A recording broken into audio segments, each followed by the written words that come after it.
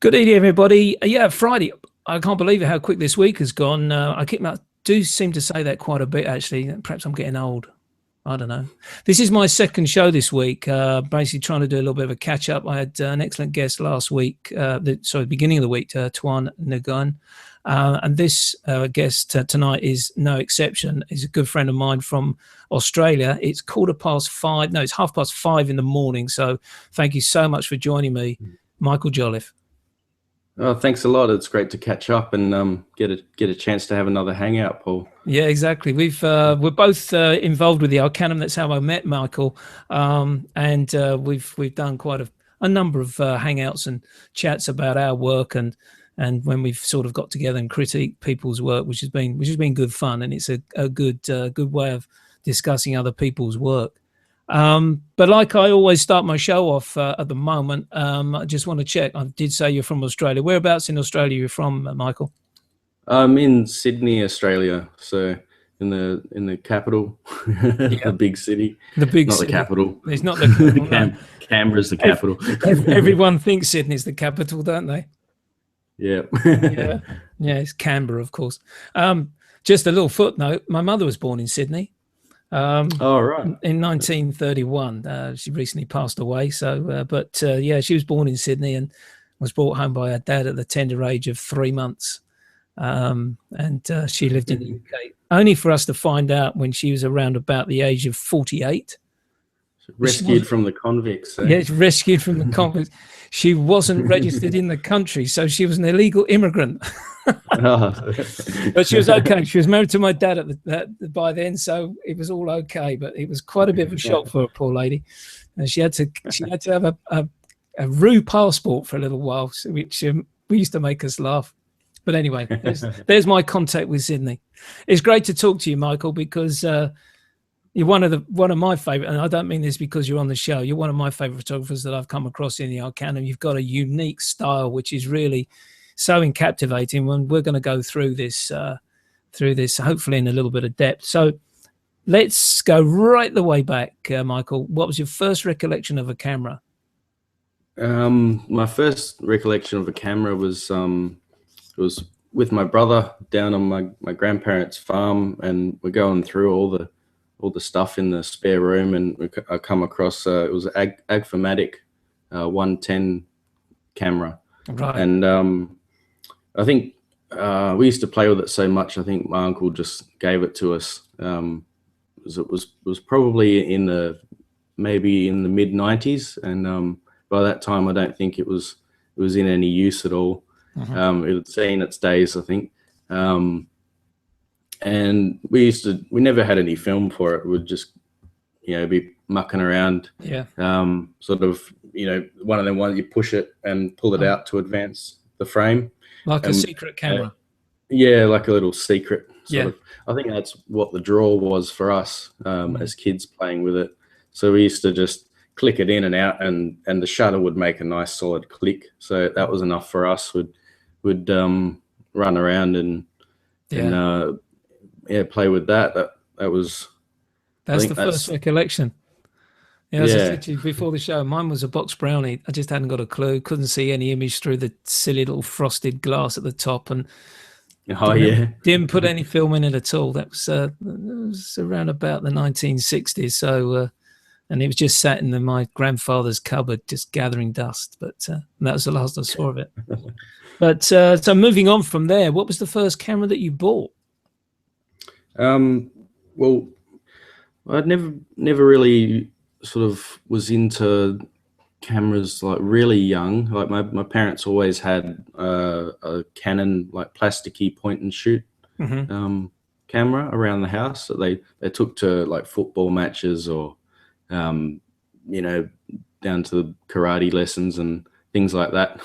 But probably it was just, I remember just as digital was coming out, my parents bought a Kodak digital camera. It was a Kodak DSC 15 or something like that. It was a big plastic grey brick. I think it was like 2 megapixel or something like that. But we were going on I was living in Perth, which is the other side of Australia. Yeah. We're going on a trip, and I was about 17 or 18, and I went and bought a Sony CyberShot Right. Okay. camera. I saved up. It was almost $1,000 for this Yeah. CyberShot, and I think it was about 6 or 8 megapixels. And I thought that was really great, because it was all about the numbers back then, not knowing anything else. Yeah, exactly. I just used it to take snapshots on my trip. So when did photography really get started for you then? Probably I didn't really take that much further with the little point and shoot cameras. I went and I was into the art in school, and then I went and studied audio engineering. And then when my daughter was born, probably about she's 5 years ago, I went and bought a little bit better of a point and shoot camera. Yeah. So I ended up with another Sony CyberShot, an updated one. And then I thought, I really was using, I think I had an iPhone 3, and I had the Hipstamatic app. Yeah. I just used that. I really loved the look that it gave me, and that was sort of like giving me this real analog sort of feel that I wanted to sort of like get more into that and have more control over my photography. Yeah. And I still use that app. It was about 3 or 4 years ago. I went and I got the Nikon D7000. It was my first proper camera. So. It's interesting you say about the Hipstamatic app, because I use that quite a bit myself, actually, and you can get some really great, if you get the lens and the film coordination right, or combination, not coordination, combination right in the camera, you can get some lovely, beautiful contrasty images. And they print out pretty decent size as well. Yeah, I recently I just went to a gallery show. They have is that Elif Suba? Yeah. It is Elif. Yeah, I remember when I interviewed her a couple of weeks ago. She said she was going to be down there.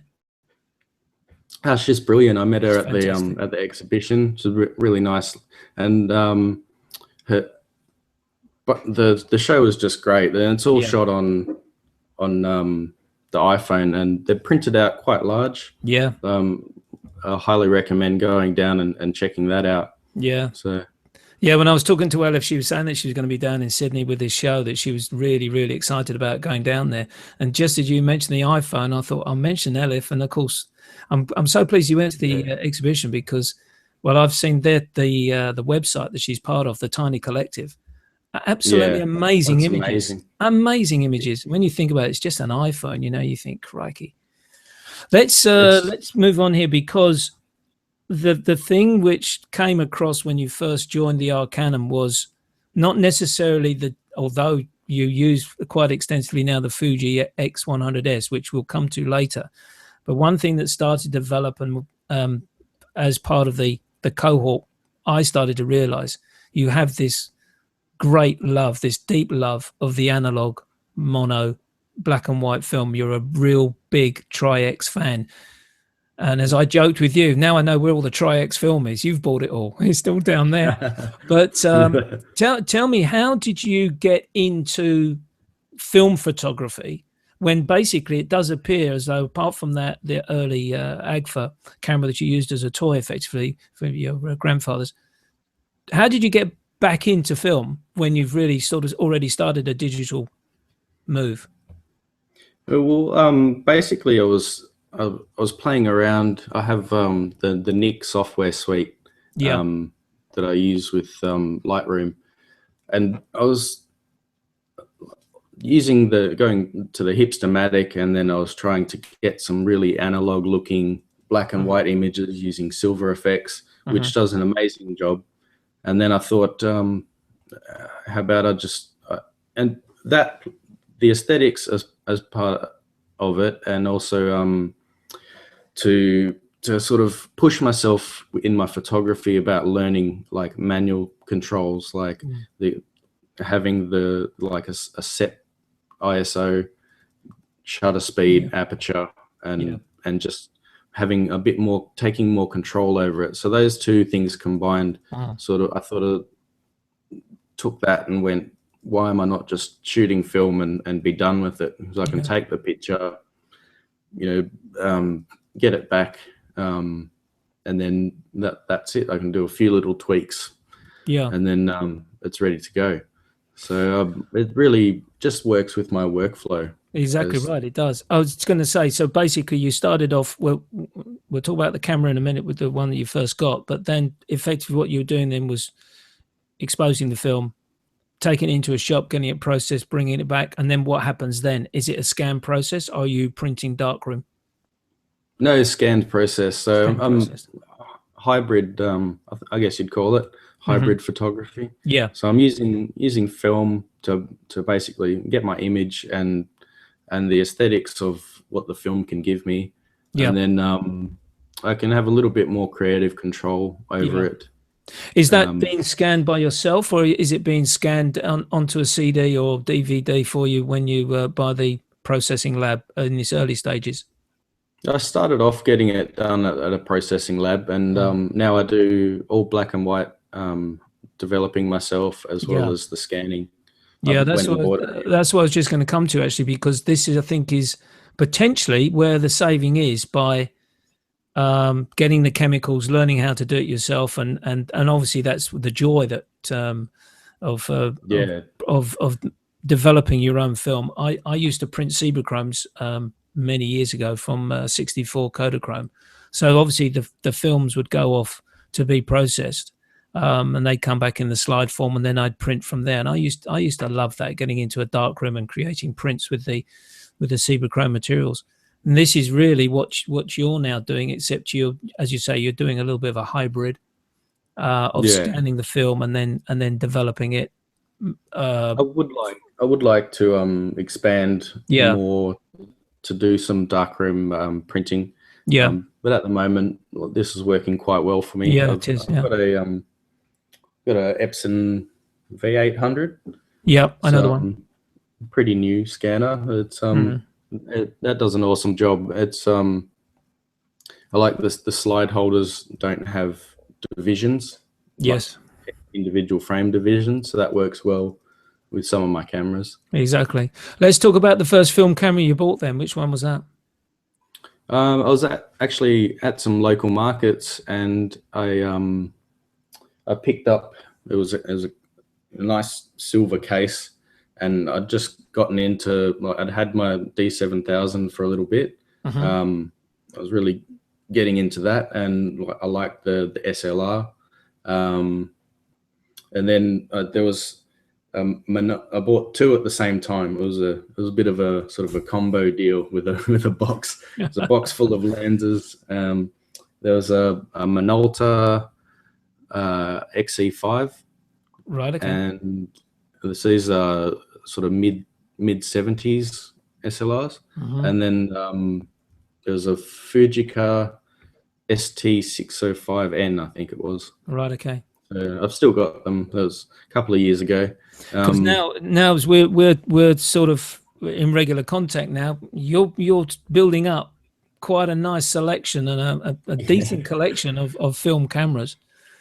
So let's log them down, because I know there's one directly behind you there, which is a medium format camera. Oh yeah. Let's just talk. So we've got the Minolta, and we've got the what was the other camera? Sorry. It was a Fujica. Fujica, that's right. So we got those two. What else have you got? Well, I've got tons of them, but a couple of got a whole cabinet full just behind me. You're a bit like your camera's a bit like my books. My shelves are creaking under the weight of books. Oh yeah, it's a bit of a problem. It is. I think the three cameras which I'm really interested to talk to you about, actually, Michael, is the Nikon F5, the X-Pan, and the recent addition to the family is the Nikon F5. Why did you buy a Nikon OS? Actually, I was I'm a big user of using Instagram as well. I like just the amount of artists on there, like photographers creating amazing stuff. It's really great to like I follow tons of people, and just every day they're posting like amazing work, and it's really inspiring, lifts you up, and it's I really like technology and trying to challenge myself and try new things. That's what sort of went towards film in the first place. And then actually there was a guy on Instagram who is got some amazing stuff, and he's got such a sense of humor. Is Aloha Big Mike, and it's got a lot to do with the Nikon OS project. So it's like there's a website dedicated to it where they'll get Nikon OS cameras and loan them out to anyone around the world to have a go at shooting film underwater. That's amazing. There's yeah, a friend of mine from my camera club. Well, one of the camera clubs I used to belong to. She was an underwater photographer, and she used the Nikon OS, and she brought it along to the club one evening. And it seems to me to be quite a difficult camera to work with. Yeah, it's not a SLR, it's not a rangefinder, though you can get an SLR version. It's just basically you got a viewfinder which has got some frame lines, and then you're setting the aperture and focus on the lens with some like knobs that stick out the side, so you can operate them underwater. But you have to look into the lens at the end of the lens to see the dial that tells you the focus scale and the aperture. That's right. Yeah. But, I'll tell you what would be a good idea. Let's why don't we do a screen share now? Because I really want to show the viewers your work, especially using the Nikon OS, which when you showed them in the Arcanum there, I thought, well, he's light years ahead of me. So here we go. I've got to get back on.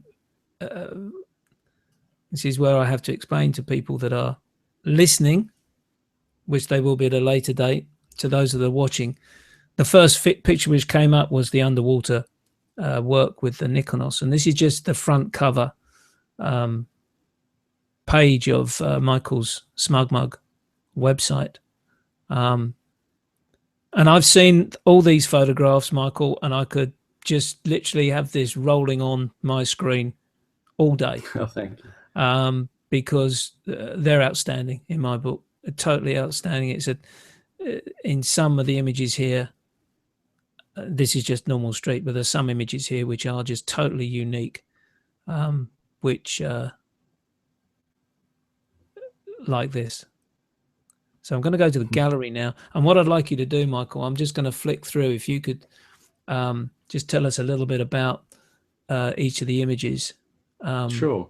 Which we do here. This is your daughter, isn't it? Yes, that's my background on my computer at the moment. That's a lovely image of her. Yeah. She's a little poser, isn't she? Yeah, she's challenging to shoot. Like any kid, you can get her attention for a few seconds, and then no more photos. Yeah, she runs off and does what she wants to do. So. Great image. These are the underwater photographs, which, as I say, when I saw them, I said, well, okay, I nearly put the camera on the shelf and walked away. But these were just, and how many times did you use the Nikon OS before you did these images? Probably this would be the second or third roll that I put through it. Yeah. So it's, and I think one of the benefits is, with the Nikon OS, or one of the reasons why I got probably stronger images that I'm used to is the diffraction underwater. So the 30, I'm used to working with the 35 millimeter focal length, and underwater it's more like a 50.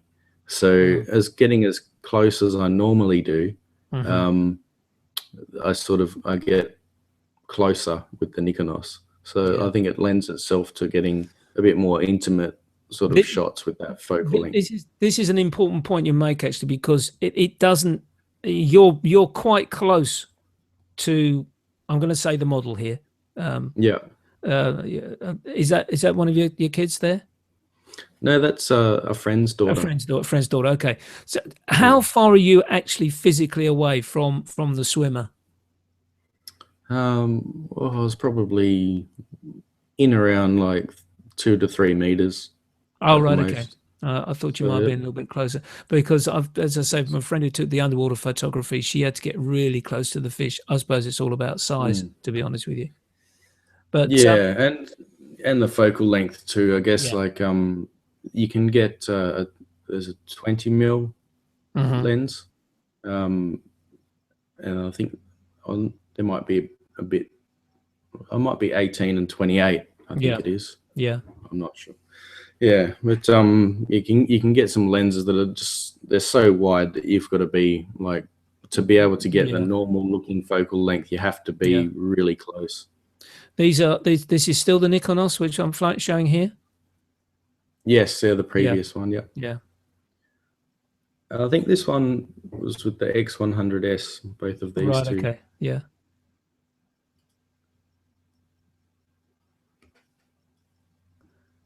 So what I'd like to do now is hopefully I can get to, because I was just talking to you before the show, and I get the impression that depending on which camera you're working with, a project forms.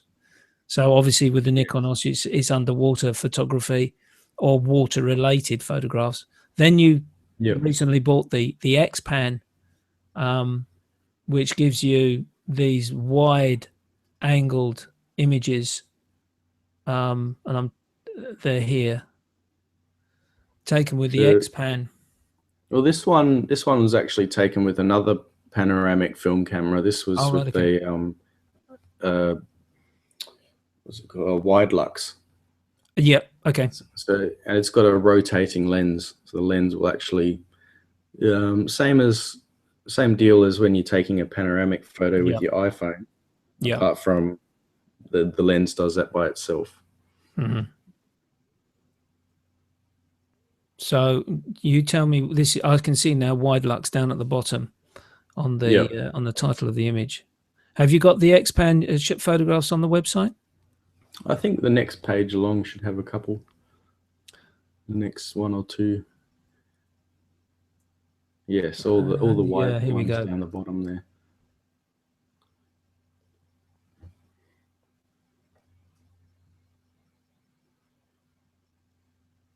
There you go, X-Pan. There we go. So yeah, as I was saying, it seems to me that the way you work is that a camera comes to mind and a project forms with that camera. Would I be correct in asking that? Yeah, definitely. I think I really I buy cameras that, like, you know, I was collecting just sort of anything that was kind of interesting and you know, that I liked aesthetically. But now I'm getting I'll buy a camera because it can do a certain thing, and I've got an idea of what I can do with it. And I really like with the panoramic format. I wasn't really too huge on panoramic photography because you generally think of it as being like landscape, sort of nice, pretty sort of landscapes, and generally in color. And I really liked sort of framing as a normal 35 millimeter, and then to have like the main part of the image and then just the extra context that it provides. So It's you could trim them all down. it's like to a degree doing sort of images on a normal I say normal digital camera, like doing a 16:9, but then squidging it top and bottom, isn't it? But obviously we haven't Yeah, got as much as a wide angle as the X-Pan gives you, but it's that sort of form of image that you're creating. yeah. So it gives a cinematic. That's the word I was There's a looking for. cinematic feel. Cinematic. That's another Nikon F5 image by the looks of things. And there's the X-Pan again. It's very different with the wide angle. Well, with the panoramic format with the X-Pan, it's as if the lenses are like medium format Yeah. lenses, so it keeps all your horizontals and verticals nice and straight and square. Whereas if you were to try and get that much image in with a regular wide angle camera, it'd be almost like a fisheye effect on the edges. Yeah, I see. I've got to be honest with you, and I do study, as you know, quite a lot of street photographers. I can't think of any street photography that I've seen using an X-Pan camera. Obviously, you got your landscape photographers. This was basically the camera to have in terms of 35mm for landscape photography until basically well, they don't make it anymore, do they? Because there's too much lead in the actual camera. I believe it was. I think it's been banned for some reason. Yeah, it's costly to make, and the I know the EU banned it, so you can't make it anymore. Yeah. But I said, now what I'd like to do now before we come off the website, hopefully we'll get the things. We'll talk about the book, because All right. you know, you just mentioned to me just before, and I think this is really great for the viewers that are watching. Michael's produced this book called Abyss, and you can actual fact go onto the site. You can buy it direct from Blurb. But one of the great things about this particular option here is actually showing the images in the book, some of which we've already seen. But I think this is just great what Blurb offer people that are looking to sell the books, a great review through of the images. And again, I've seen quite a bit of this work through the Arcanum images that Michael submitted. How long did it take you to put the book together, Michael?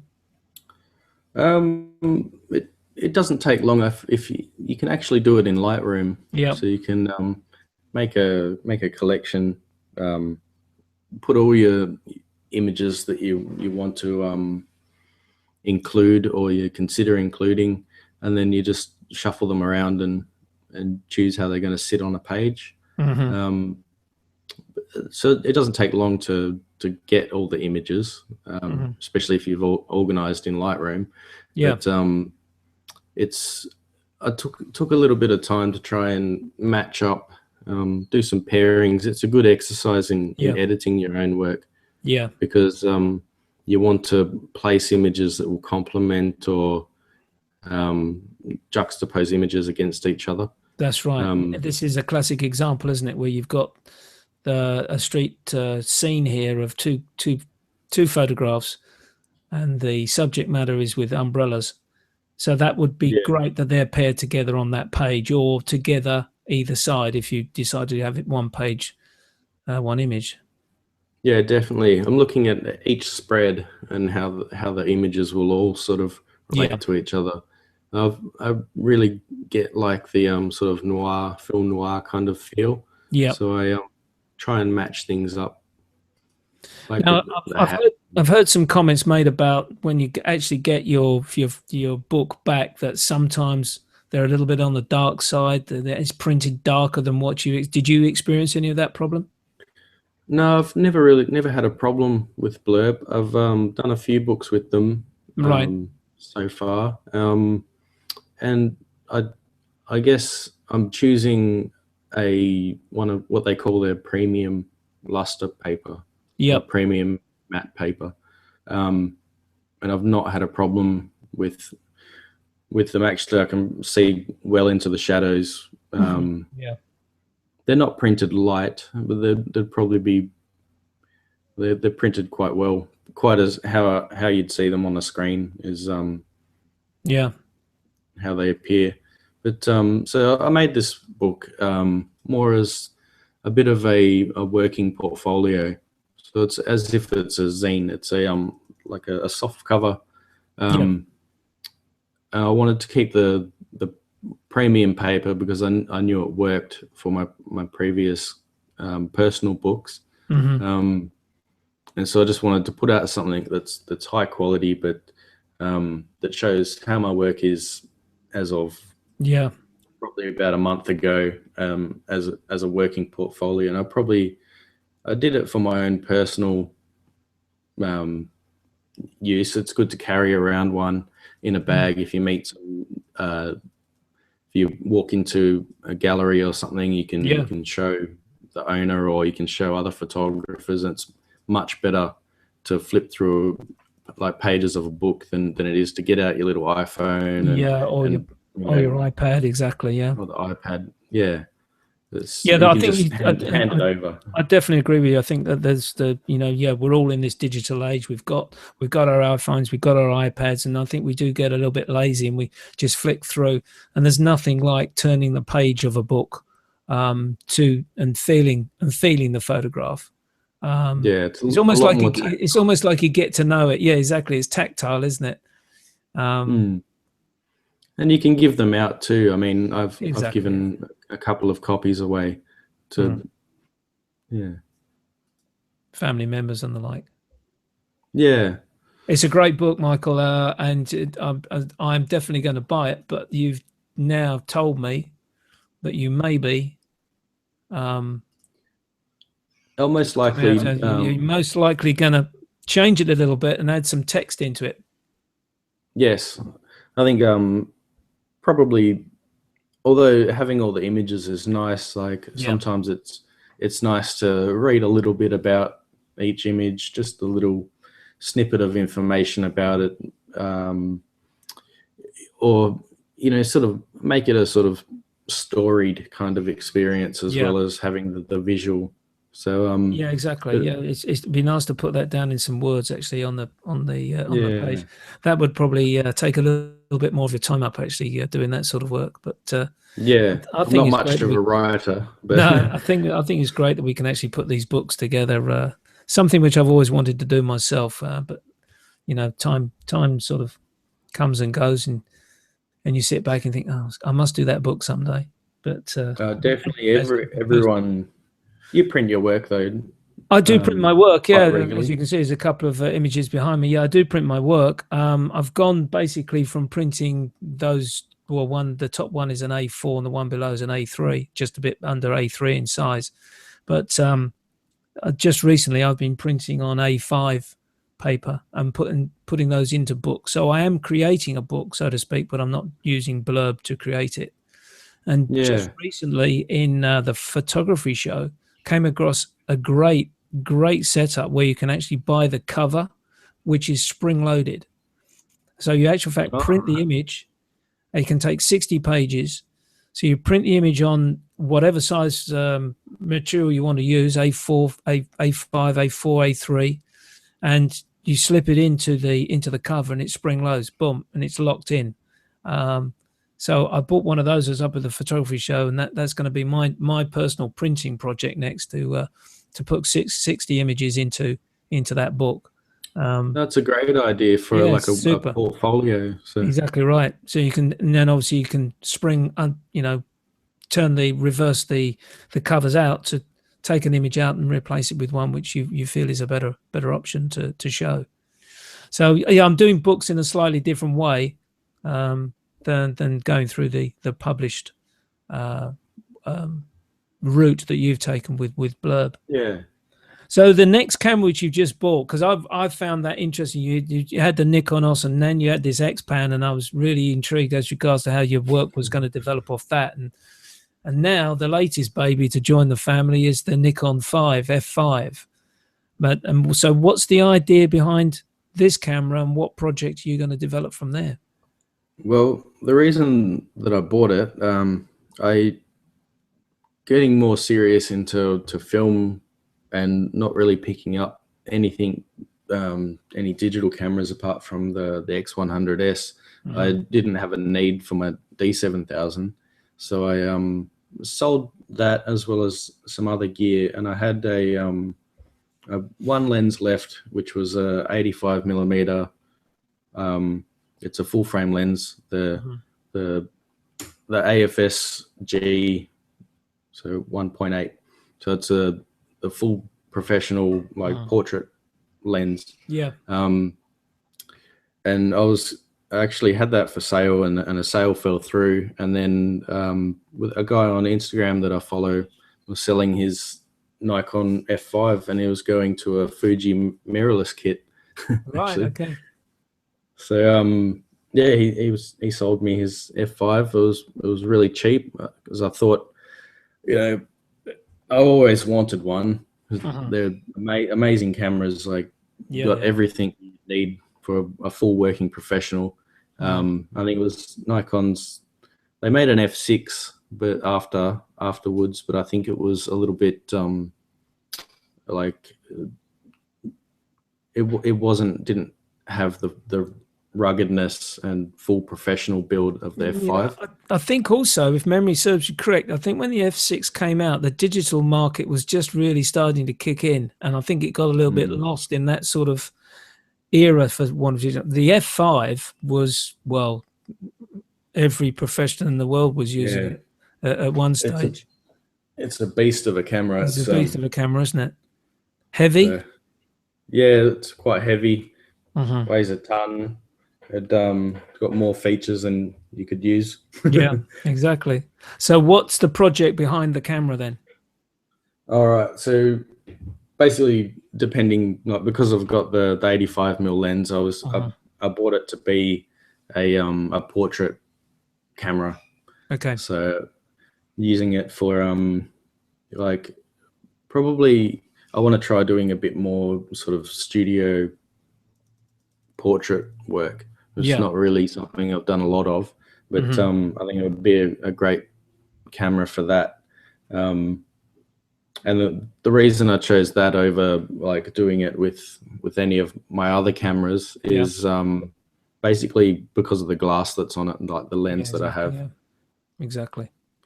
There's no doubt about it when you talk about glass. Although, from my aspect, I only recently saw one of the images I just posted up of Marilyn Monroe look-alike at the photography show. Now, that was taken with the XE1 with the 1855 lens, which I must be honest with you, is probably, of the lenses that I've ever owned, is probably one of the best lenses that I've ever used. But when you talk about Nikon glass and Canon glass as well, to that fact, and I know there's the lights range and the Leica range of lenses, those glasses that Nikon and Canon use are really top slot. No, they're definitely like top quality, glass on that. Yeah. So, do you see yourself doing street portraiture like our good friend Mark? Mark Rearson? Do you see you doing that, or are you determined to basically create this project out of the studio? Probably more studio work. I'm not like, personally, I'm not. I don't shoot a lot of street portraits. Like, when I go out on the street, I kind of like to I stick my headphones in, I'll put some music on, and it sort of zones me. It gives me a little bit of a disconnect, like from the street, and puts me into a certain mood, and I can really sort of focus on what's happening visually, rather than, and it's sort of, I like to be sort of more unseen. I like to keep moving and shoot as I go. I think that the street portraiture, although like I love street portraiture, like seeing other people's work, it's great.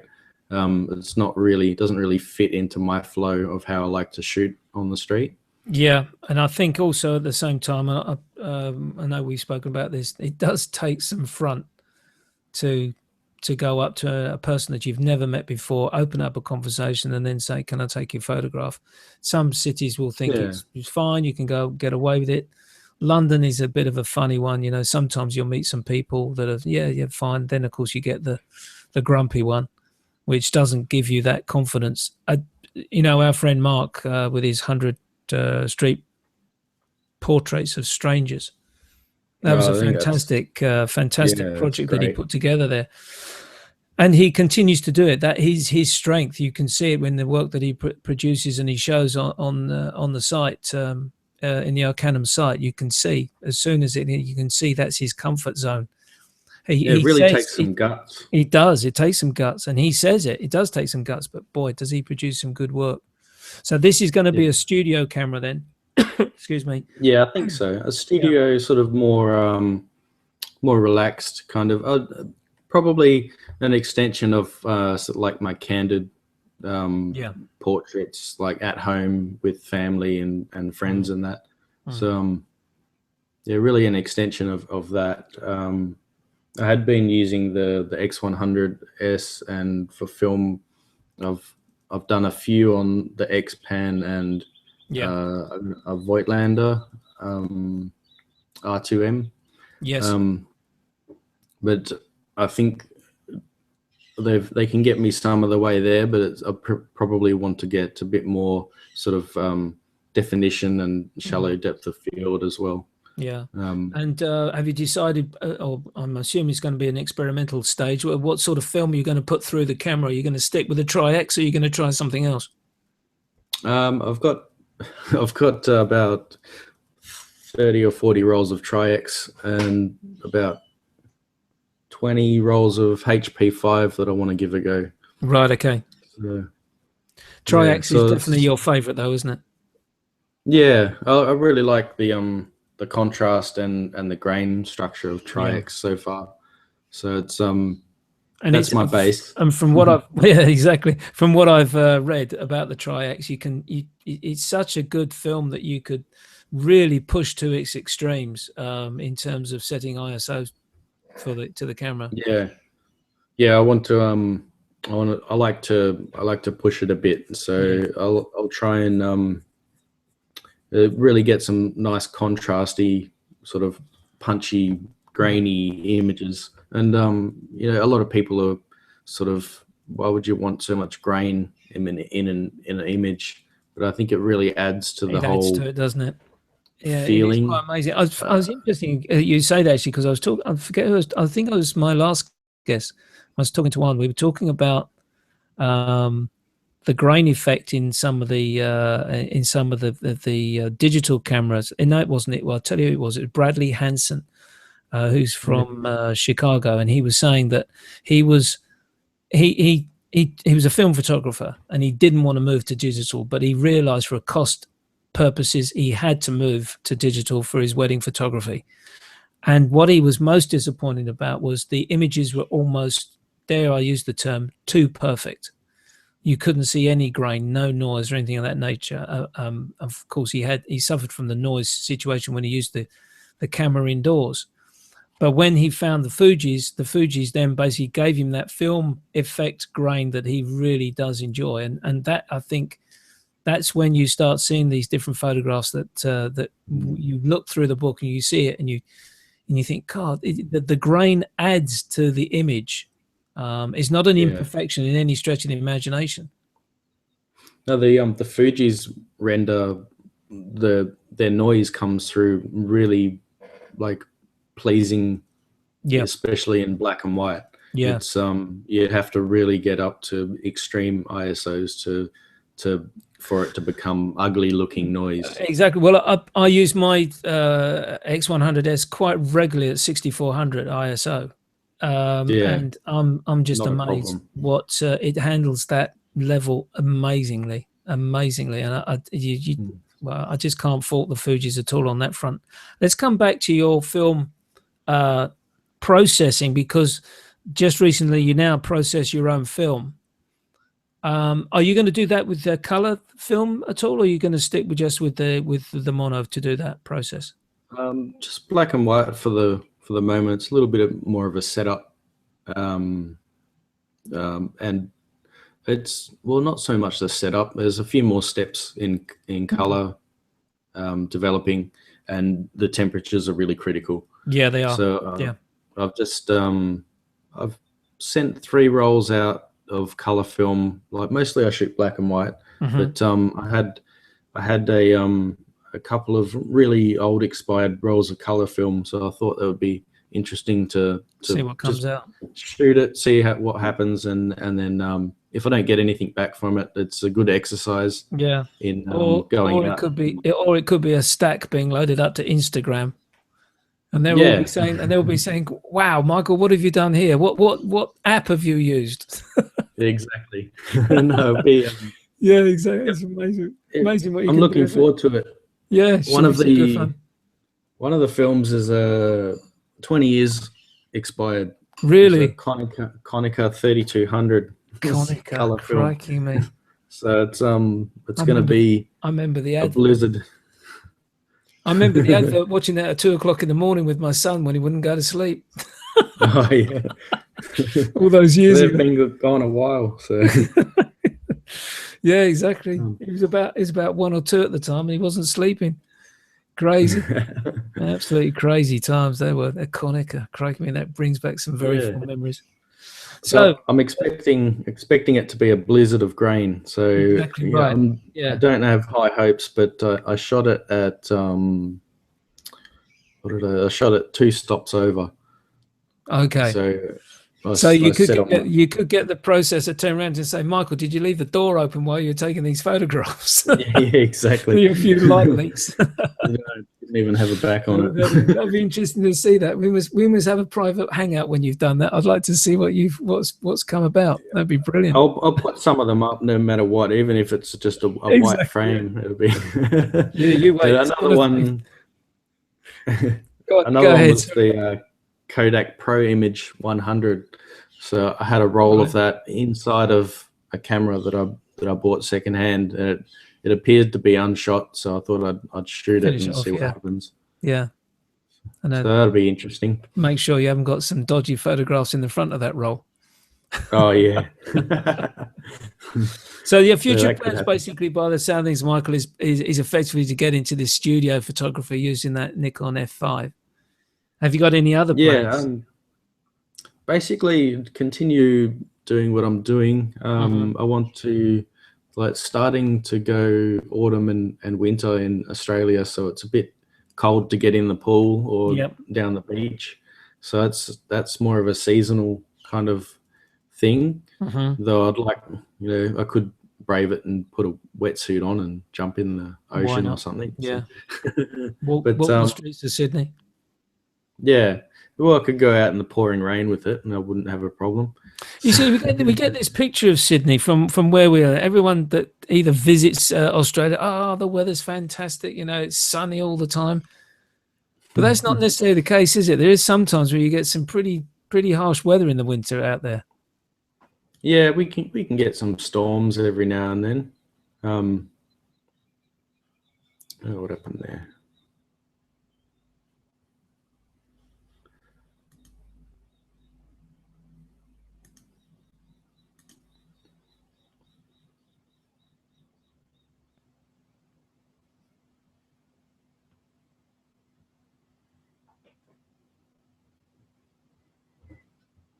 I'll just wait for Paul to come back in, jump back in.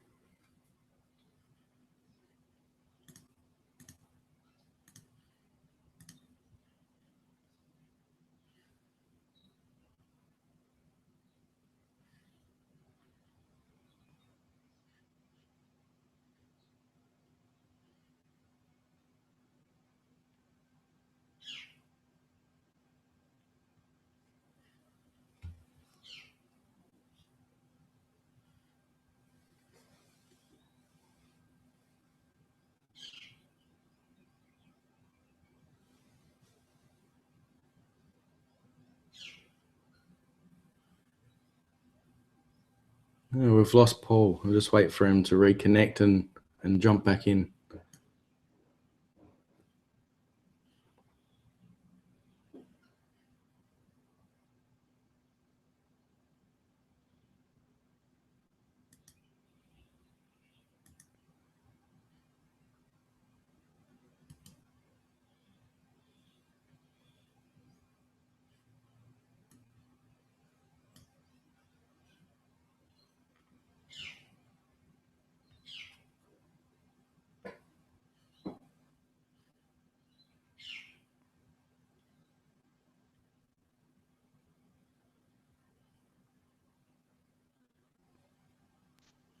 I'm back.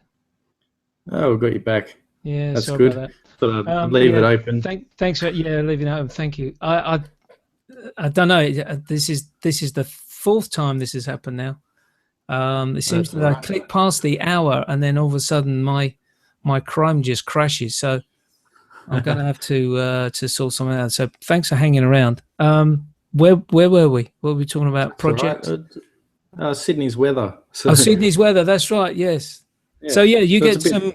some quite sort of well, sometimes you can get some pretty awful weather in the winter out there, can't you? Yeah, we can get some storms, and Yeah. it was raining all day yesterday, and Yeah. it's supposed to rain this afternoon. So it's not always sunshine. No, Most it's of the not. time it Yeah, is. exactly. So most People of the get year this you're fine. impression about Sydney being it's a sunblocker place all the time. You know, it's yeah, it's good fun. You definitely got to dress comfortably to go out on the streets, because you never know. It could be rainy in the afternoon, but the sun might come out between the clouds and you'll be Yeah, burnt to a crisp. So yeah. so I've got to be You got to pretty be careful. careful. Haven't you? Got to be careful. Okay. Favorite photographer, Michael? Well, I think we chatted a little bit about it, but I hadn't really heard of this photographer until someone pointed out that I was my images sort of was going towards that style, and it's Trent Park. I think is an amazing photographer, and it's even better for me to know that he's the only Australian Magnum photographer. That's right. So it's he's got a show out at the moment in Adelaide. Okay. Is the Black Rose. Yes. So I recently picked up his book, The Black Rose, with the same title. Yeah. As well.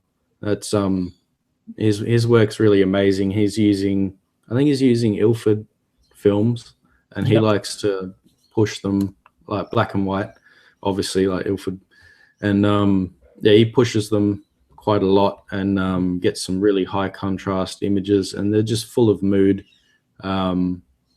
Every image that he's made is just yeah, it's amazing. Like, it's full of feeling.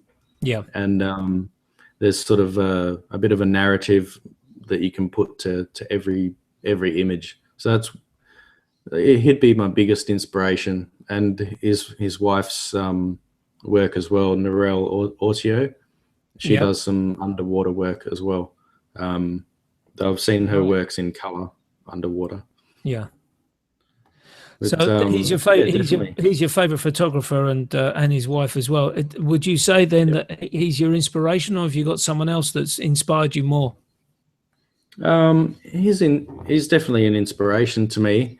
But I like obviously the classics as well, like Henri Cartier-Bresson, Yeah. Versailles. I've got a few books on Man Ray. Yep. And then like there's Sally Mann. Yeah. For some real intimate sort of.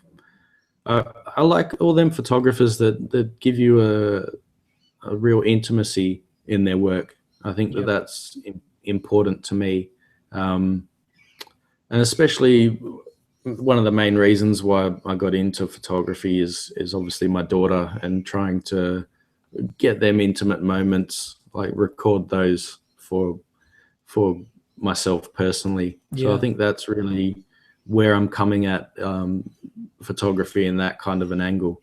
And the street work, I really like to sort of looking at geometry, like Bresson, like Cartier-Bresson, and looking at sort of shapes, and then having like a figure that's not necessarily like a street portrait, like identifiable, but it could be how he uses people as figures. Yeah. Yeah. So that's those guys. They're my inspirations. Yeah. Good selection, brilliant. I don't think you can think of any. Yeah, there are tons more. There's loads that you could mention off the top of your head. That one that I've just thought of as you were talking was Dido Moriyama. I don't know whether you are familiar with his work at all. But again, William Klein, William Eggleston. You know, there are so many of these guys, and if you look at it, the majority of the ones that we're all talking about here are all film photographers, photographs that have taken, apart from Trent Park, because obviously he's quite an up-to-date photographer, dare I say, but generally those guys are all old film photographers using Leicas and that sort of form. As they're going, manual focus, aperture setting, all that sort of thing. The only photographer which I would say, in actual fact, which really surprised me more than anything would be Jay Maisel. He ditched his film cameras to go switch to digital, and has never looked back. But uses such a big amount of gear to go around the streets. You know, something like an 18-200 or an 18-300mm lens on his camera. It's not an inconspicuous camera by any stretch of the imagination. No. So, he's another photographer which I greatly admire. And of course, then Joel Meyerowitz as well. Walking around the streets of New York with his 10x8. There's another thing to think about. Yeah. So, I took a Polaroid camera out on the street once. Yeah, right. I have a 250 land camera. Yep. And that was interesting. I was shooting, pulling it out, sort of trying to stuff it in a book, and you know, all the pages would kind of soak up the excess chemicals, and it would be a big sticky mess. But that was an interesting experience. Another project come and gone. Yeah, I've had a few like that. And I like the Polaroids with the Fuji peel apart film. Yeah, I'm with you. Yeah, they're quite. Well, you can get now, as you know, you get the X100T, and then you buy the Instax printer, and away you go. You get the little credit size printer, and away you go. They're great. That looks perfect. I saw it at the photography show, and I was really, to see it actually in the hand. You see the videos; it's not quite the same, but to actually see it operating was quite impressive. Actually, quite impressive. I love all them sort of all them little toys. Yeah, that's exactly right. Michael, it's been great talking to you. I do apologise for the loss of connection for that short period of time. Bit of difficulty getting back online. Thanks for hanging around for me, and thanks for getting up so early. Although you sound as though you're an early riser, so anyway, that's I'm good. always up, ready to hit the streets. Ready to hit the street. Pick up some film and shoot a couple of rolls, and that'll be my day. That'll be your day. That's lovely. Thanks so much again for joining me, Michael. Just to say to my friends, I'm out shooting tomorrow, but guess what? I'm taking a camera bag. I can't believe it. I say this every week to you guys, leave your camera bag at home, but this time, take your camera bag out. All the best to you. See you next week. Bye for now.